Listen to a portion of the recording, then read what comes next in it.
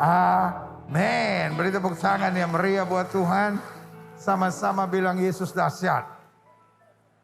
Sama-sama bilang Yesus luar biasa. Sama-sama bilang sekali Yesus tetap Yesus. Silahkan duduk. Tuhan memberkati Bapak Ibu saudara sekalian. Haleluya. Izinkan saya lepas masker dulu. Biar saya bicara lebih bebas hari ini bagi kemuliaan Tuhan. Tuhan itu baik. Amin. Senang berjumpa saudara siang hari ini. Saya lihat saudara adalah orang-orang hebat saudara. Karena banyak orang masih khawatir kalau ibadah ya kan. Karena katanya waduh nanti kumpul lagi rame-rame. Tapi saya lihat saudara adalah orang-orang yang hebat. Saya percaya bahwa saudara mengasihi Tuhan. Kenapa saudara di tempat ini? Karena saudara percaya di tempat ini ada hadiratnya, ada kemuliaannya, ada kuasanya. Engkau pulang dengan berkat yang luar biasa. Yang setuju katakan amin. Buka kitab kita sama-sama. Hari ini saya mau bicara tentang Roh Kudus menuntun pada kesetiaan. Yang setuju sama saya katakan kesetiaan. Yang setuju sama saya sama-sama katakan kesetiaan. Dunia hari-hari ini cari orang kaya banyak, cari orang pinter banyak, cari orang kreatif banyak, cari orang hebat banyak, cari orang setia semakin sulit. Setuju? Halo? Saya bisa lihat ini. Ada yang air matanya mulai mau mengalir. Pendeta bener banget pendeta. Saya berkali-kali dikhianati. Dunia hari-hari ini cari orang setia makin sulit. Betul Bu? Bu? Oh ini gak ada ibu-ibu di sini ya? Bapak-bapak semua, kok ada banyak yang wajahnya feminim? Pak? Nah kalau bapak-bapak enak langsung nyaut, Pak. Tuh kalau bapak-bapak enak, Pak. Bu, lihat gak ada yang jawab. Pak. Pak. Bu. Akhirnya. Setelah 12 kali dipanggil, ya. Bu. Hari-hari ini cari orang setia gampang gak Bu?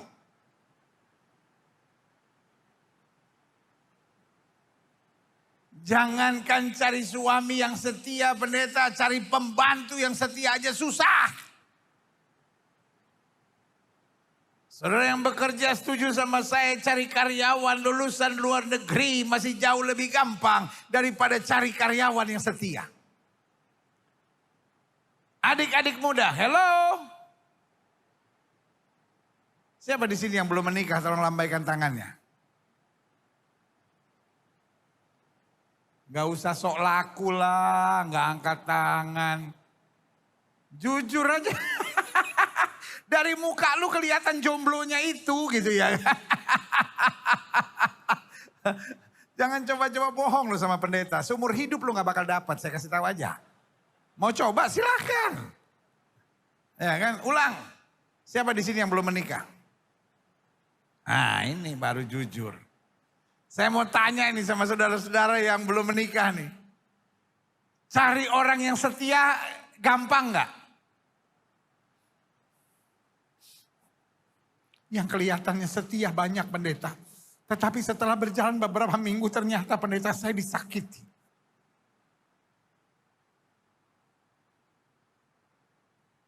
Dunia hari-hari ini dipenuhi dengan pengkhianat dan penjilat. Dunia hari-hari ini dipenuhi dengan apa? Pengkhianat dan penjilat. Sekarang kita ngomong dari hati ke hati ya. Gak apa-apa walaupun sudah pakai masker ya kan. Tapi di antara kita gak boleh ada jarak yang menyakitkan. Saya mau tanya sama saudara. Siapa di sini yang pernah dikhianati? Tolong angkat tangan. Dalam hal jangan buru-buru angkat tangan, curhat melulu ah. Maksud saya gini, dikhianati dalam banyak hal, gak harus dalam cinta. terhadap karyawan, terhadap pelayanan, terhadap bisnis, terhadap percintaan. Pokoknya dikhianati dalam hidupnya. Siapa yang pernah dikhianati? Tolong angkat tangan. Nah, sisanya pengkhianatnya. Karena hidup. Ya, gue jadi ketahuan. Makanya bilang sama gembala saudara, jangan sering-sering pergi. Karena kalau saya yang datang sakit kepala, saudara, bener deh. Saya udah sengaja gak angkat tangan ya, malah dibilang pengkhianatnya. Karena dunia ini kalau gak dikhianati kemudian berkhianat, saudara. Tetapi saya perlu, Alkitab saya bicara tentang Petrus. Siapa Petrus? Seorang yang berkata, Guru, mati bersama dengan engkau juga aku mau. Betul? Tapi ketika dalam keadaan terjepit, seorang datang dan berkata, kau pasti muridnya. Alkitab berkata, maka Petrus bersumpah dan mengutuk dan berkata, I don't know him. Aku tidak kenal dia. Berarti Petrus berkhianat.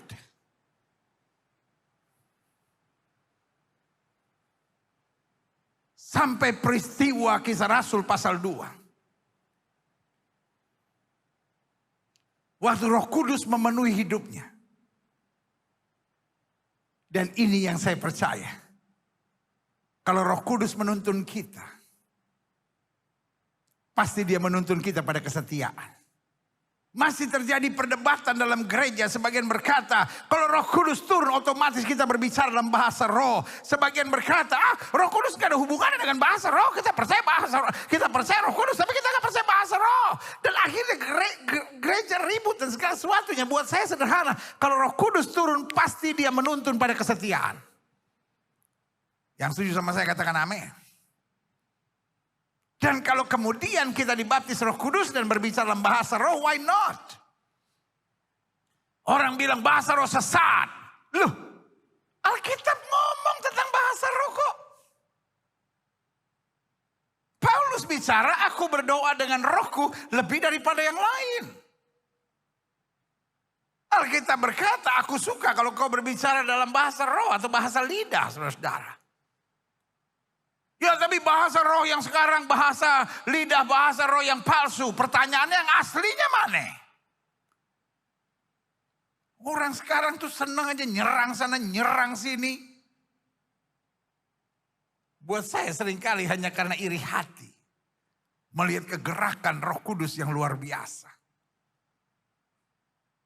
Dan saya percaya betul.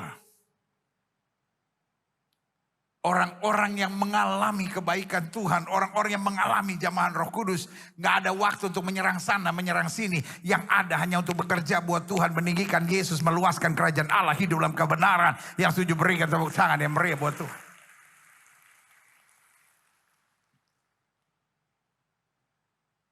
Urusan berbahasa roh, urusan karunia-karunia roh, itu adalah sesuatu yang pasti yang Tuhan mau kerjakan buat kita di akhir zaman. Ya, tapi Alkitab bilang bahasa roh akan berakhir. Nubuatan akan berakhir. Mujizat akan berakhir. Pertanyaan saya, kapan berakhirnya? Alkitab berkata ketika yang sempurna datang. Lalu ada orang-orang bodoh yang menafsirkan, oh yang sempurna datang itu berarti ketika Alkitab dikanon. Jadi setelah Alkitab dikanon, bahasa roh udah gak diperlukan. Nubuatan sudah berakhir. Lalu mujizat-mujizat sudah berlalu. Pertanyaan saya, gak malu tuh ngomong begitu? Kita yang belajar di sekolah teologi yang mengerti yang namanya hermeneutik. Dalam hermeneutik, penjelasan dan pemahaman tentang Alkitab itu sangat jelas. Bahwa yang dikatakan yang sempurna datang itu gak ada hubungannya dengan proses pengkanonan. Karena proses pengkanonan gak ada dalam Alkitab. Tapi yang sempurna datang itu bicara tentang Yesus yang datang kedua kali. Pertanyaan saya, di sorga kita butuh bahasa roh gak? Di sorga kita butuh nubuat gak? Di sorga kita butuh kesembuhan ilahi gak? Gak ada yang korengan di sorga. Nggak ada yang bengek di sorga. Nggak ada sakit penyakit. Karena kita semua dalam tubuh kemuliaan bersama Yesus. Yang setuju berikan tepuk tangan yang meriah buat Tuhan. Alkitab makanya berkata bahasa roh adalah tanda buat orang yang tidak beriman. Artinya kita yang sedang lemah, kita butuh berdoa dalam bahasa roh untuk menerima kekuatan dari Tuhan. Amin. Jelas sampai di sini? Karunia-karunia roh itu nyata, itu Alkitab ngomong. Tetapi apa artinya kita menerima karunia-karunia roh kalau kita nggak setia? Makanya Alkitab bilang kalau Roh Kudus turun ke atas kamu, kamu menerima kuasa. Sama-sama bilang sama saya, dalam diri saya ada kuasa Allah. Makanya Alkitab bilang apa saja yang kamu ucapkan kalau kamu tidak bimbang itu yang terjadi. Markus 11 ayat 23 sampai 24, nggak usah buka ayatnya, percaya saya aja pasti betul sudah persiapan. Markus 11 ayat 23 sampai 24 bilang apa saja yang kamu ucapkan kalau kamu tidak bimbang tapi percaya, itu yang akan terjadi. Taruh tangan kanan saudara di dada sama-sama bilang di dalam diri saya ada kuasa Allah. Saudara-saudara yang sedang sakit, ada cancer kah? Ada kista kah? Ada tumor kah? Ada penyakit apapun dalam tubuh saudara? Jangan sebentar-bentar. Kayaknya saya mau mati nih. Kayaknya saya mau mati nih. Mati betul loh.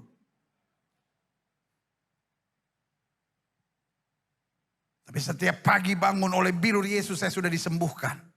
Segala penyakit sudah berlalu. Yesus sudah mati sekali salib menanggung dosa isi dunia. Dan oleh bilur-bilurnya saya percaya disembuhkan. Yang setuju berikan tepuk tangan yang meriah buat Tuhan. Saudara-saudara yang rumah tangganya sedang ada masalah. Jangan sebentar-bentar bilang kayaknya saya udah gak kuat. Saya kayaknya udah gak sanggup nih. Rumah tangga saya pasti hancur nih. Ya hancur benar. Sama-sama bilang di dalam diri saya ada kuasa Allah. Halo? Belum makan ya? Sama-sama bilang di dalam diri saya ada kuasa Allah. Lebih mantap lagi sama-sama bilang di dalam diri saya ada kuasa Allah. Sama-sama bilang di dalam diri saya ada kuasa Allah. Berikan tepuk tangan yang meriah buat Tuhan. Adik-adik muda jangan bilang, waduh masa depan saya gimana ya, saya semakin gak jelas. Tapi hari ini bilang masa depan saya secerah janji-janji Allah. Amin. Karena kalau Roh Kudus dicurahkan pada diri kita, kita akan menerima kuasa. Roh Kudus turun ke atas kamu, kamu akan menerima kuasa untuk menjadi apa? Saksiku. Dan itu yang saya percaya. Kita baru bisa menjadi saksi Tuhan kalau kita adalah orang-orang yang setia. Kita gak bisa sekadar jadi saksi Tuhan hanya dengan menjadi orang gereja dan orang Kristen. Tapi waktu kita setia. Karena Alkitab bilang orang yang bertahan sampai kesudahannya. Itu yang akan beroleh selamatnya. Yang setuju berikan tepuk tangan yang meriah buat Tuhan. Ini yang kita mau belajar hari ini. Roh Kudus menuntun pada kesetiaan. Buka Alkitab kita sama-sama. Klik. Mazmur 101.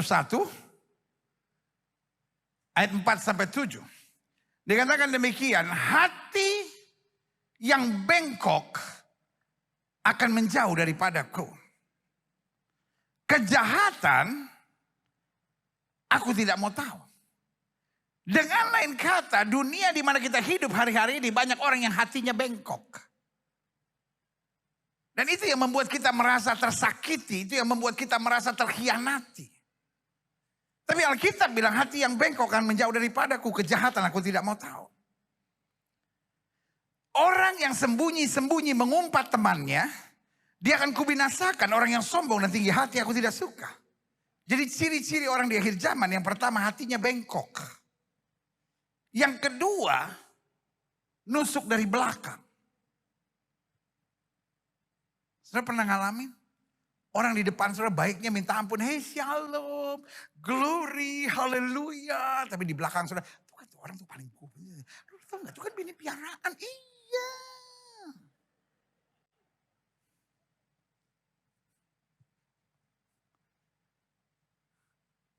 Dan saya pelajari. Orang di Surabaya paling pandai ngomongin orang di belakang.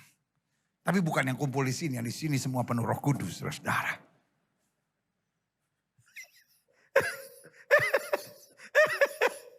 Saya udah keliling dari Sabang sampai Merauke.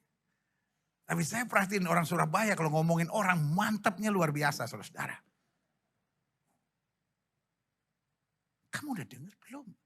Iya, memang pakai itu dari dulu. Itu kan teman aku waktu dulu sekolah ini bahasa. Iya.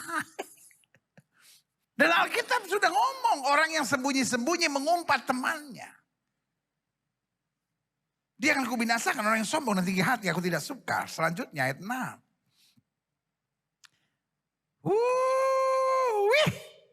Mataku tertuju kepada orang-orang yang setiawan di negeri. Supaya mereka diam bersama-sama dengan aku. Orang yang hidup dengan cara yang tak bersela akan melayani aku. Tapi orang yang melakukan tipu daya, orang yang munafik. Orang yang menjilat, orang yang curang, orang yang tukang cari muka. Tidak akan diam dalam rumahku. Orang yang berbicara dusta tidak akan tegak di depan mataku. Berarti Tuhan sedang membangkitkan orang-orang percaya yang hidup dalam kesetiaan. Yang setuju sama saya katakan, saya harus setia. Nah, saya pelajari, klik. Di mana ada Roh Kudus pasti ada kesetiaan. Di mana ada Roh Kudus pasti ada. Di mana ada Roh Kudus pasti ada. Di mana Roh Kudus pasti ada kesetiaan. Petrus seorang murid yang luar biasa. 3,5 tahun belajar pada Yesus. Tapi ujian akhirnya gak lolos, gak lulus, saudara. Karena waktu Yesus ditangkap dan diadili, seorang datang dan berkata kepada kau pasti muridnya. Dan dia bilang aku tidak kenal dia. Dan bukan 1 kali, bukan 2 kali, 3 kali dia bersumpah. I don't know him. Dan bukan hanya sampai di situ.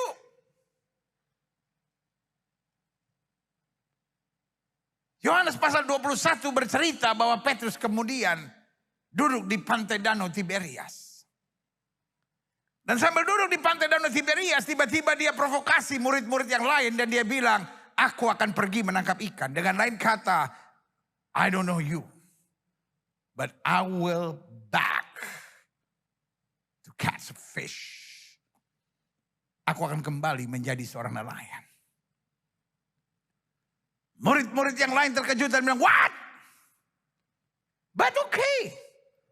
Kalau kamu kembali menangkap ikan, kami juga akan kembali menangkap ikan. But that night, Alkitab bilang, he catch nothing. Dia gak dapat apa-apa. Lalu kemudian Yesus datang. Yesus menyapanya. Yesus tidak bilang, Petrus, apakah engkau mendapat ikan? Lalu Petrus bilang, I catch nothing. Aku gak mendapat apa-apa. Yesus gak bilang, itu tuh. Kepala batu sih ngana. Oh itu tuh, itu. Kue itu kepala batu. Makanya gak dapat apa-apa. Tapi waktu Petrus bilang, I catch nothing. Yesus bilang, tebarkan jalamu di sebelah kanan perahu. Kemudian dia tangkap 153 ekor sampai perahunya hampir tenggelam. Yesus bertanya, Simon anak Yohanes, adakah engkau mengasihi aku? Dia jawab, benar Tuhan, aku mengasihi engkau. Petrus memang nangis. Tapi cuma sampai di situ. Tapi Kisah Rasul pasal 2. Roh Kudus memenuhi hidupnya. Dan kemudian sesuatu yang dahsyat terjadi. Petrus yang tadinya pengecut. Petrus yang tadinya hanya mencari tempat yang aman. Petrus yang tadinya selalu mencoba menghindar konflik-konflik yang berat yang harus dilewati. Dan sekarang menjadi Petrus yang berubah. Dia tampil di antara orang banyak dan dia berkata, kami tidak mabuk oleh anggur manis. Tetapi yang terjadi dalam kehidupan kami adalah penggenapan nubuat kitab Yoel. Lalu dia mulai berkhotbah dan hari itu dia berkhotbah. 3.000 orang diselamatkan. Bayangkan. Satu orang pendeta khotbah 1 kali 3.000 orang diselamatkan.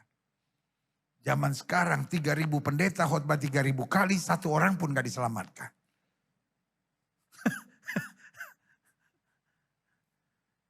Lalu kemudian dia masuk pintu gerbang indah. Dia lihat ada orang lumpuh yang sedang meminta sedekah. Lalu Petrus dan Yohanes berkata, silver and gold have I none. Emas dan perak tidak ada padaku, tapi apa yang kupunyai kuberikan kepadamu. Bangkit dan berjalanlah. Demi nama Yesus orang Nazaret itu bangkit dan berjalanlah. Dia pegang tangannya, dia bantu dan orang itu berdiri. Karena itu dia diperhadapkan pada mahkamah. Dan keputusan mahkamah agama, ingat, ini bukan lagi orang biasa yang berkata kau pasti muridnya. Tapi ini keputusan mahkamah agama yang berkuasa, dan keputusan mahkamah agama berkata, kamu harus berhenti mengajar demi nama itu. Petrus dan Yohanes berdiri di depan sidang yang punya kuasa untuk memutuskan.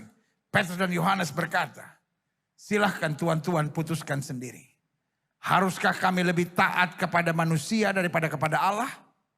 Tiba-tiba dengan suara yang berani, Petrus berkata, kami tidak akan berhenti mengajar demi nama itu.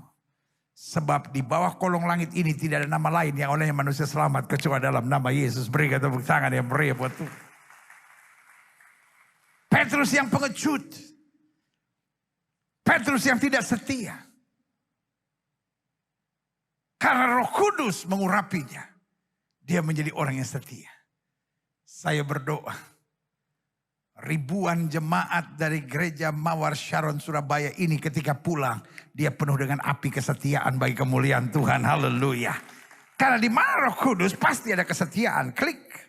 Saya pelajari. Karena kesetiaan adalah bagian dari buah-buah roh.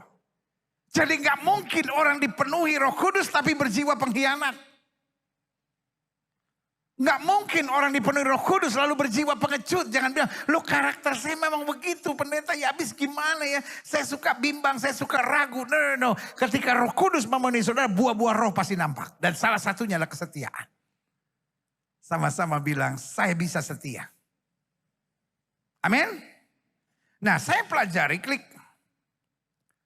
Galatia pasal 5 ayat 22 sampai 23 bilang begini. Tetapi buah roh ialah kasih, sukacita, damai sejahtera, kesabaran, kemurahan, kebaikan dan apa? Kesetiaan. Lihat ya, buah roh ialah kasih, sukacita, damai sejahtera, apa? Kesabaran, kemurahan, kebaikan dan apa? Kesetiaan. Kelemah lembutan, penguasaan diri. Perhatikan baik, tidak ada hukum yang menentang hal-hal itu. Ada banyak orang yang suka bilang begini, ya tapi kita setia-setia kalau diinjak-injak orang gimana dong pendeta? Kita setia-setia lalu dipermainkan orang bagaimana dong? Saudaraku, orang setia bisa diinjak orang, bisa dipermainkan orang. Tapi orang setia tetap akan naik dan melihat berkat Tuhan dicurahkan dalam hidupnya. Setuju, katakan amin.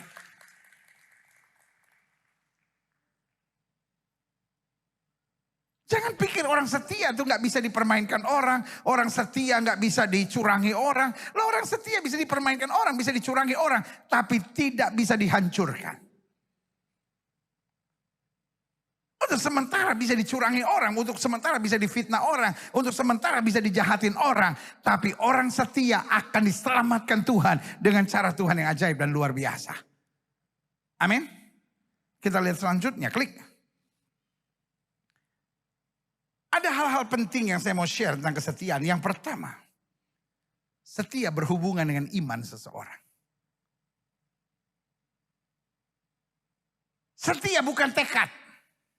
Maksud saya setia bukan hanya tekad. Gak bisa kita bilang, oh saya mau bertekad untuk jadi setia. Loh, itu pun yang dialami oleh Petrus. Petrus berkata, semua boleh tergoncang imannya karena engkau. Aku sekali-kali tidak. Dia punya tekad yang bagus. Bu. Mulai lagi. Pak. Nggak janjian tuh Bu. Jangan nanti ibu-ibu pulang dari sini. Gilbert udah janjian sama bapak-bapak. Kalau kita dipanggil nggak jawab, bapak-bapak dipanggil jawab. Dan ya, nggak janjian ya. Pak. Lihat bapak-bapak tuh walaupun jarang ke gereja tapi responsnya bagus. Ibu-ibu ke gereja tapi dipanggil pendeta nggak nyaut. Apa pula yang ada dalam pikirannya? Bu. Nah itu. Gimana nggak laki lu stres? Saya aja Bu. Cuman ketemu sejam ini Bu. Udah sakit kepala saya Bu. 2 kali saya panggil.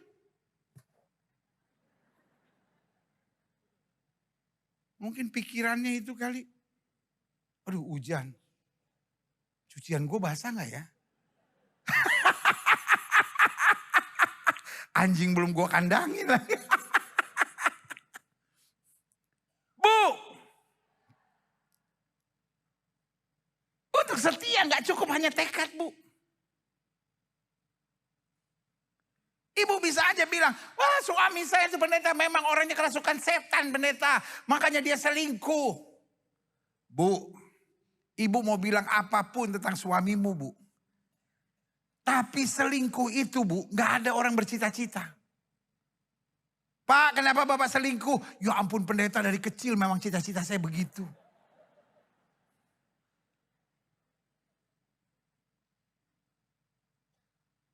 Betul gak Pak? Coba yang selingkuh-selingkuh maju ke depan bersaksi dulu sebentar.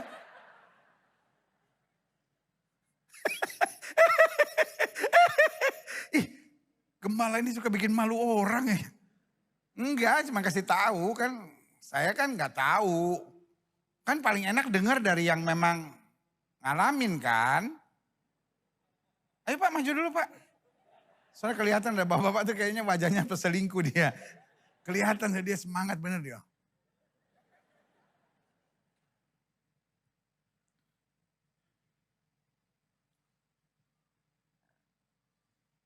Ibu-ibu udah mulai emosi. Ya mentang-mentang pendetanya laki, bela sesama laki-laki. Bukan bela Bu. Orang selingkuh itu gak ada niat Bu. Gak ada orang yang doanya Tuhan jadikan aku peselingkuh yang tangguh. Yang dapat melewati berbagai rintangan yang terjadi. Setiap orang menikah juga tujuannya saya mau jadi suami yang setia. Saya mau jadi istri yang setia. Tetapi setia berhubungan dengan iman. Kalau imanmu lemah, setan membelenggunya. Makanya buat ibu-ibu yang suamimu sedang selingkuh, ini mungkin berat berita ini. Tapi yang saya mau ingatkan buat saudara, Bu, doa Bu, patahkan roh setan, patahkan roh perzinahan, patahkan roh ketidaksetiaan. Dan minta Tuhan memulihkan sesuatu yang dahsyat pasti terjadi. Amin.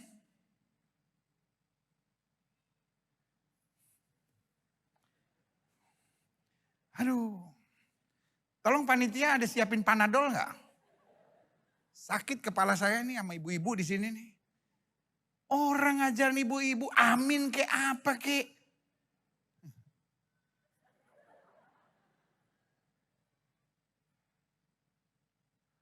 Apa pendeta? Suami selingkuh kita cuma berdoa. Emang cuma dia yang bisa. Saya juga masih lumayan lah. Darah Yesus. Bu, kesetiaan berhubungan dengan iman Bu. Pak, kesetiaan berhubungan dengan iman. Adik-adik muda, para pelayan Tuhan. Kesetiaan berhubungan dengan iman. Makanya dalam bahasa Inggris setia itu apa? Faithful. Penuh iman. Orang-orang yang beriman pasti setia. Orang beriman bukan berarti gak ada masalah. Orang beriman bukan gak disakiti. Orang beriman bukan gak dilukai. Orang beriman bukan gak menghadapi badai yang menyakitkan. Orang beriman bukan gak pernah dilukai. Tapi orang beriman tetap berdiri pada kesetiaan. Karena dia tahu Tuhan yang memegangnya adalah Tuhan yang setia. Dan tidak pernah mengecewakan. Yang setuju katakan amin. Saya tetap percaya. Perselingkuhan tidak boleh berakhir dengan perceraian. Mungkin saudara menatap saya dan berkata, sakit pendeta, I know. Tetapi sakit yang berakhir dengan perceraian akan membuat kekacauan lebih parah lagi. Tapi sakit yang diselesaikan dengan iman kepada Tuhan akan mendatangkan pemulihan dan mujizat yang luar biasa. Yang percaya berikan tepuk tangan yang meriah buat Tuhan. Ibu, tidak gampang buat saya berdiri di sini dan berkata, ketika rumah tanggamu ada perselingkuhan, jangan putus asa, jangan menyerah, tetap percaya, tetap bertarung, tetap ikat segala roh-roh perzinahan itu. Engkau harus jadi pemenangnya. Kalau iblis berhasil merampas suamimu, jangan sampai dia berhasil mengacaukan rumah tanggamu. Kalau untuk sementara dia berhasil merampas suamimu, dengan iman rebut kembali kebahagiaan keluarga sambil berkata, aku tahu Yesus yang akan berperang bagiku dan mencurahkan kembali kemuliaannya di dalam keluargaku. Mungkin saudara menatap saya dan berkata, pendeta, gak semua laki-laki berselingkuh. Kenyataannya dalam keluarga kami, istri saya yang berselingkuh. Emansipasi. Ada di sini wanita yang berselingkuh, tolong lambaikan tangannya. Gak ada yang lambaikan, Pak, bukan gak ada.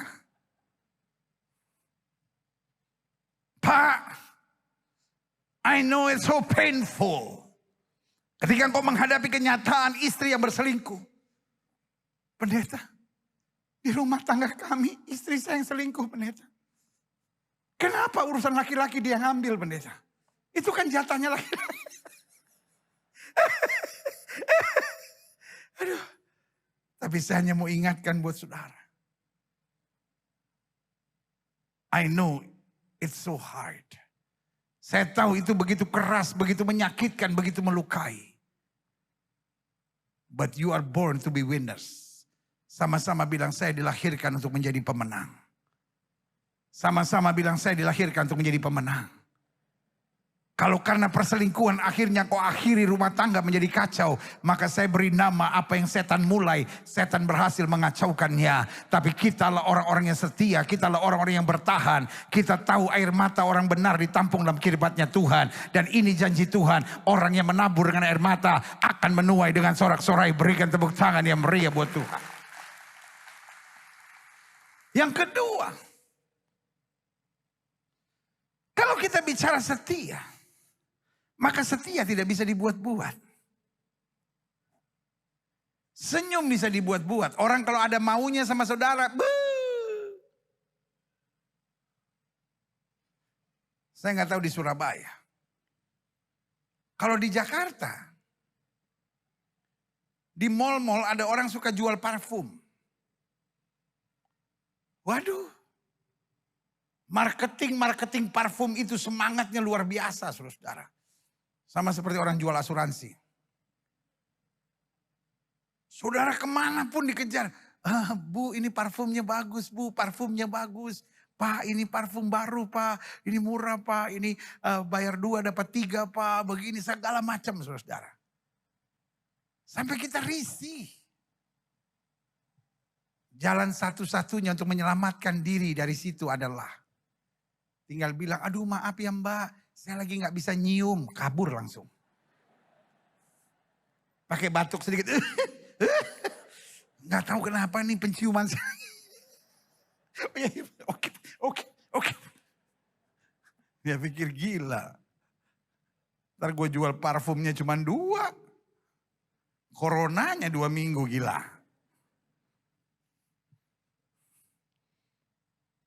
Senyum bisa dibuat-buat. Baik bisa dibuat-buat. Setuju gak? Siapa di sini yang pernah ditipu? Dalam keuangan, dalam apa?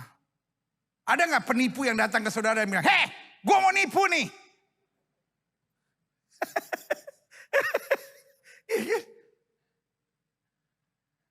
Adik-adik muda yang cewek-cewek ini. Pernah gak ditipu sama cowok gitu? Kayaknya baik-baik. Gak taunya pendeta. Ntar dia minjem cincin saya, ntar dia minjem anting saya. Makanya lu jangan goblok. Jangan cewek-cewek kebucinan. Tahu bucin? Waduh. Aku mau tidur, ingat kamu. Aku mau makan, ingat kamu. Jangan-jangan lagi di gereja, lu lihat pendeta, lihat mukanya dia. Dosa lu. Ada orang yang jatuh cinta kebucinan kayak, aduh ilah Mas Allah. Udah kayak apa begitu. Tapi ini yang saya mau bilang. Baik itu bisa dibuat-buat saudara. Makanya Alkitab bilang ujilah segala roh, pegang yang baik. Anak-anak Tuhan nih hidup dengan iman saudara. Anak-anak Tuhan berjalan dengan hikmat. Anak-anak Tuhan harusnya gak gampang ditipu saudara. Karena iblis pun menyamar sebagai apa? Malaikat terang. Baik bisa dibuat-buat. Senyum bisa dibuat-buat. Tapi setia gak bisa dibuat-buat. Karena orang yang setia itu yang akan melihat kuasa dan kemuliaan Tuhan. Yang senyum berikan tepuk tangan. Yang ketiga. Apa yang penting tentang kesetiaan? Setia harus disertai dengan kesiapan membayar harga. Jangan bilang sama saya sebetulnya mau setia pendeta. Tetapi jalannya keras pendeta. Saya mau setia tapi badainya berat. Kalau sudah setia karena keadaan menyenangkan. Itu namanya bukan setia bos. Itu namanya hobi. Daud bilang apa? Melewati lembah kekelaman aku tidak takut bahaya. Gadamu dan tongkatmu menjadi penghiburan bagi aku. Itulah kesetiaan. Alkitab bilang orang yang menabur dengan air mata. Berjalan maju sambil menangis. Pasti akan pulang dengan sorak-sorai. Itu yang saya beri nama. Setia. Mungkin hari-hari ini kau berkata. Saya sedang menghadapi situasi yang berat. Ini yang saya mau bilang sama saudara. Orang hebat bisa gagal. Orang berpengalaman bisa kecewa. Tapi orang setia selalu akan melihat pembelaan Tuhan yang luar biasa. Kalaupun kita dikhianati, kalaupun kita disakiti, kalaupun kita dilukai. Kita tetap bisa bersyukur. Mungkin saudara menatap saya dan berkata, bagaimana bisa pendeta saya dikhianati, saya disakiti, saya dilukai. Lalu saya bersyukur, minimal kita bersyukur. Tuhan terima kasih. Aku yang disakiti bukan aku yang menyakiti. Aku bersyukur aku dikhianati dan bukan aku yang mengkhianati. Karena kalau kita yang dikhianati, maka yang bela kita adalah Tuhan. Amin. Tapi kalau kita berkhianat, yang lawan kita adalah Tuhan. Saya mau ngomong secara khusus buat adik-adikku, adik-adik muda yang ada di sini. Kalau engkau menatap saya dan berkata, pendeta, kan gini pendeta, saya sayang sama seseorang, cinta saya tulus sama dia. Tapi saya dikhianati pendeta, saya ditinggalkan pendeta. Udah 2 tahun saya gak bisa jatuh cinta lagi. Karena betul-betul hati saya sangat luka. Saya mau bilang sama adik-adik muda yang hatimu sedang luka. Kalau cintamu ditolak, cintamu dikhianati. Jangan nangis. Namanya bodoh. Kalau cintamu sudah tulus lalu engkau dikhianati, bilang sama dia, bye. Engkau tidak rugi apa-apa. Engkau hanya kehilangan laki-laki berdebah model begitu. Engkau hanya kehilangan wanita materialistik seperti dia. Tetapi dia kehilangan engkau yang memiliki cinta yang tulus dan setia.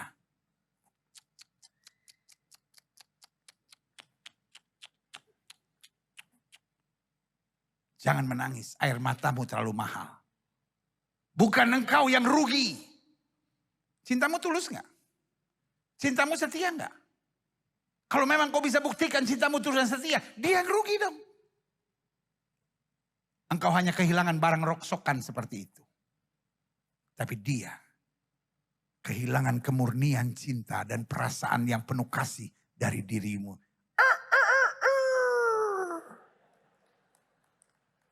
Waduh, yang tepuk-tepuk tangan nih, yang kepahitan patah hati nih, kelihatan nih. Saya bisa lihat air matanya mulai mengalir.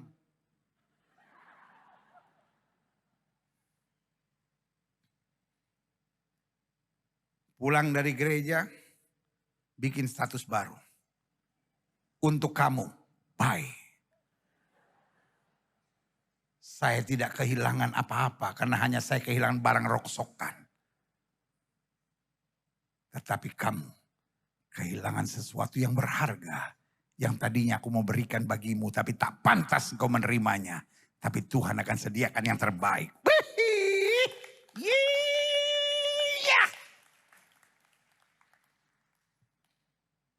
Karyawan-karyawan kau harus setia. Ibu-ibu rumah tangga kau harus setia. Adik-adik muda kau harus setia. Kaum profesi, pedagang, bisnismen, siapapun saudara.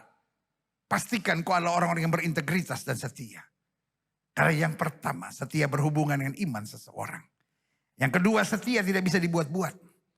Dan ketiga, setia harus disertai dengan kesiapan membayar harga. Dan yang keempat, yang terakhir, saya pelajari. Setia pasti menghasilkan buah-buah yang luar biasa. Paulus bilang begini, penderitaan ringan yang sekarang ini tidak ada bandingannya dengan kemuliaan yang akan datang. Saya mengerti, tidak selamanya kita bisa tersenyum di dalam kesetiaan. Kadang-kala di tengah tantangan, di tengah masalah, kita harus tetap setia melayani Tuhan. Kita harus tetap setia rendah hati. Kita harus tetap setia mengabarkan Injil. Kita harus tetap setia mempertahankan iman kita. Saya mau beritahu kadang-kala tidak mudah. Setia tidak selamanya harus bisa kita jalani dengan senyum di pipi kita. Kadang-kala kesetiaan kita jalani dengan air mata yang mengalir di pipi kita. Tapi ini yang saya mau ingatkan buat saudara. Orang-orang setia tidak pernah menyesal. Saya undang pemain musik maju ke depan. Sama-sama bilang sama saya, orang setia tidak pernah menyesal. Sama-sama bilang sama saya, orang setia tidak pernah menyesal. Sama-sama bilang sama saya, orang setia tidak pernah menyesal. Alkitab saya bicara tentang Daud. Siapa Daud? Seorang yang berkali-kali menolong Saul. Bahkan satu kali Saul kerasukan roh jahat. Dan waktu Saul kerasukan roh jahat, kata Alkitab, ngiler. Apa? Apa penyakitnya? Apa? Ngiler. Penyakitnya apa? Apa? Ngiler. Memang gak berat, gak ada orang mati karena ngiler. Cuman ilfil. Cowok-cowok yang ada di sini saya mau nanya. Ini ada cewek cantik nih, cantik banget. Tinggi hampir 2 meter. Tapi cantik, tinggi hampir 2 meter. Cuma ngiler.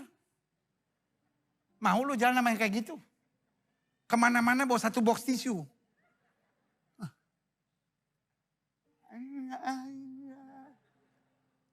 Tinggal bilang gak apa-apa pendeta.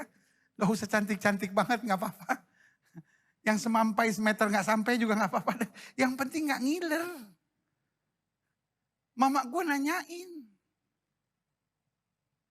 Kenapa tempat duduk di rumah tuh basah terus?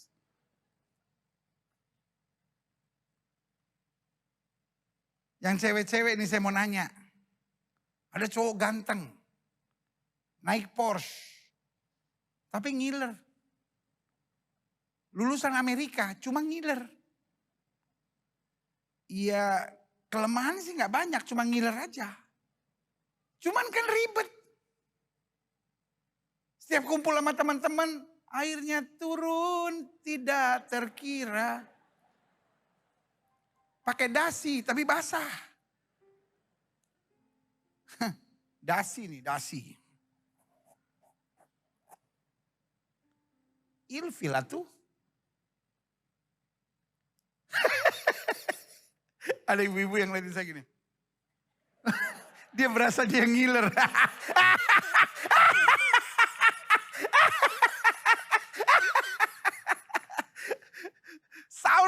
penyakit ngiler. Tabib dari seluruh kerajaan dipanggil gak bisa nolong. Daud mainkan kecapi. Daud mainkan kecapi. Roh jahat keluar. Berarti Daud orang yang berjasa dengan Saul. Tapi apa yang terjadi? Daud juga yang menyelamatkan muka Saul ketika harus berhadapan dengan Goliat. Semua ketakutan dan on behalf of the kingdom. Jadi Daud waktu maju menghadapi Goliat tidak membawa namanya. Dia membawa the kingdom of Israel. Kerajaan Israel. Jadi dia menyelamatkan muka raja. Tapi waktu dia pulang, wanita-wanita Yerusalem berteriak dan menari memuji Tuhan sambil berkata, Saul memang mengalahkan beribu-ribu, tapi Daud mengalahkan berlaksa-laksa, which is normal. Itu tidak menghina. Tetapi karena hati sudah dikuasai iri, dengki, kebencian. Saul gak ngerti lagi nilai yang bernama kesetiaan. Orang yang menolong dia, orang yang menyelamatkan dia, mau coba dibunuh oleh dia. Tapi Daud belajar untuk mempertahankan harga yang bernama kesetiaan. Daud harus sembunyi dari gua yang satu ke gua yang lain. Tetapi ini yang saya mau bilang. Setia gak pernah bohong. Orang setia bisa saja melewati badai. Tapi orang setia satu saat akan ada di puncak bukit kemenangan. Dan melihat bahwa kesetiaan Tuhan sungguh sangat luar biasa. Sama-sama bilang saya harus setia. Saya undang kita semua bangkit berdiri.